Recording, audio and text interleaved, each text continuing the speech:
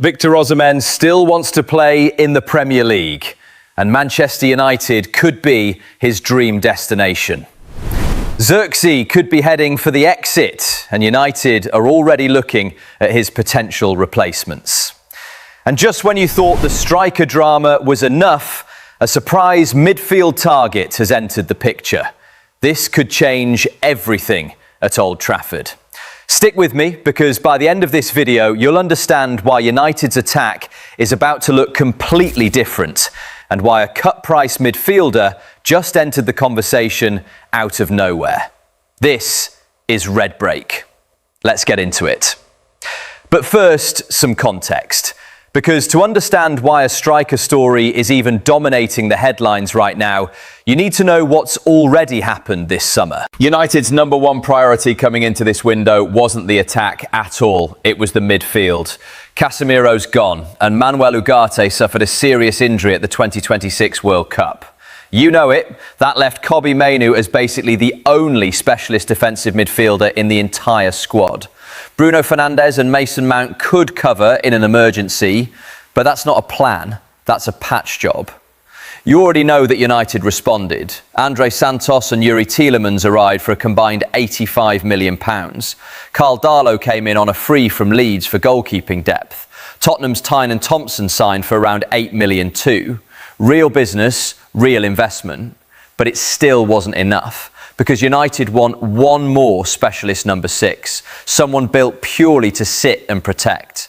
And that hunt is where things start getting messy. There's another layer to this too. United are back in the Champions League for the first time since the 2023-24 season. That changes everything about squad planning. More games, more rotation needed, less room for thin positions. A defensive midfield crisis is one thing in a season with no European football. It's a completely different problem when you're playing Tuesday nights in Europe and competing in the league every weekend. That's the real reason this midfield search hasn't stopped, even after 2 signings already arrived. So here's where we are. Osimhen scored 59 goals in 74 games for Galatasaray. That's not a typo. That's an absurd number for a striker in his first spell in Turkey. And despite that, despite settling in, despite the goals, his people are still working the phones, still exploring England. Why does that matter to United? Because sources say Osimhen is their dream target. Not a name on a list, the dream name. United wants someone experienced to sit alongside Benjamin Sesko, someone who pushes him, develops him, competes with him every single day at Carrington. Osimhen fits that description perfectly. And this isn't new either. Osimhen was previously in talks with Chelsea. That deal collapsed over salary disagreements. Now United are the ones circling. But here's the catch, and it's a big one. Galatasaray want at least €100 million to even discuss letting him go. And his wages? He's the highest paid player at the club. United are trying to move away from paying obscene wages right now. So this deal, it's genuinely complicated. That's when everything gets interesting. Because Osimhen isn't the only striker name swirling around Old Trafford this week. There's someone already in the building who might not be there much longer. Joshua Zirkzee, 2 seasons, £36.5 million, just 9 goals.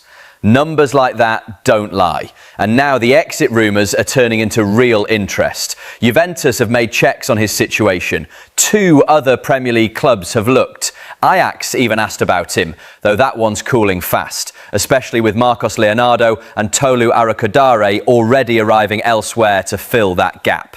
And it gets more specific than that. Zirkzee's agent, Kia Jarabchian, is working the Italian market hard. Juventus and Como are both in the conversation. Roma too, according to other reports. One Italian outlet put it perfectly. Serie A is the league that best showcased his talent in the first place. Zirkzee would be happy to go back. There's even a name attached at Juventus specifically pushing for it. Sporting figure Ricky Massara is described as one of Zirkzee's biggest admirers, someone who reportedly tried to sign him back in January already. But here's the detail that actually matters. All three of those Serie A clubs want a loan. United want a straight sale. That gap could decide everything. So if Zirkzee actually leaves, what happens next? This is where it gets exciting for United fans, because two names are already on the shortlist to replace him, and they are not rebuilding projects. These are proven, ready-made options. Dusan Vlahovic and Ollie Watkins. Vlahovic is a free agent right now, 26 years old, ran down his Juventus contract completely. There was talk of Besiktas, and their own sporting director actually spoke on it publicly. He said if Vlahovic prefers one of the big five leagues, Turkey simply isn't in that conversation. Straightforward, almost resigned to it. He also pointed out Vlahovic's best form came under Vincenzo Italiano at Fiorentina, and the two still talk. But then came the real line. The priority for players isn't picking a coach, it's picking a contract. And Vlahovic is expected to want a big one at a club playing Champions League football. Sound familiar? United could offer exactly that. Then there's Watkins, Aston Villa's main man, regularly linked with Old Trafford for months now, but Villa won't make this easy, especially after already cashing in on Morgan Rogers to Chelsea. They'll want a serious fee.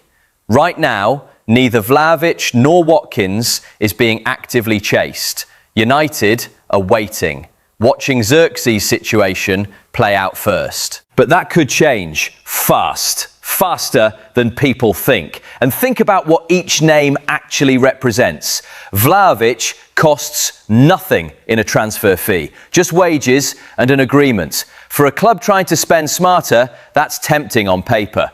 Watkins costs a real fee, but he already knows the Premier League. Different games, different levels of risk. One is the value gamble, the other is the safe, proven route. United haven't shown their hand on which direction they prefer yet, but the fact both names are even on the same shortlist tells you the search is genuinely open right now. Now let's step away from the attack, because the midfield picture is moving just as quickly, and not everything is going United's way. Andre Santos and Youri Tielemans are already in. Real Premier League proven quality, even if Tielemans brings the bigger top-flight resume of the two. But United still want that specialist number 6. Aurélien Tcouameni, Manu Kone, Carlos Baleba, all names still in the conversation. Tielemans brings the Premier League pedigree from his Aston Villa days. Santos brings the ceiling, the upside, the long-term project. Together, they cover two very different needs, but neither of them is the specialist number 6 United actually went looking for in the first place. That gap is still open, and it's the one piece that could define how balanced this midfield really looks come August. And this next one might surprise you. TalkSport are reporting United are considering a bid for Tyler Adams. Ineos reportedly view him as a cheaper alternative to Tcouameni, Camavinga and Kone, a budget-friendly route to the same problem. But Bournemouth are shutting that speculation down fast. Reports of a £35 million fee being enough? They're calling that nowhere close to reality, and they're not interested in selling him anyway. Adams has been a genuine engine for Bournemouth since arriving from Leeds in 2023. 80 Premier League appearances, over 6,000 minutes on the pitch, 2 goals, 5 assists in that time. He also played a key role for the USA at this summer's World Cup, helping them reach the last 16 as co-hosts. He's contracted until 2028, which means Bournemouth have zero urgency to sell now. If United want him, they'll have to pay well above what people are currently suggesting. United are also still eyeing the fullback position. Newcastle's Lewis Hall remains a name of real interest if they go down the left-back route.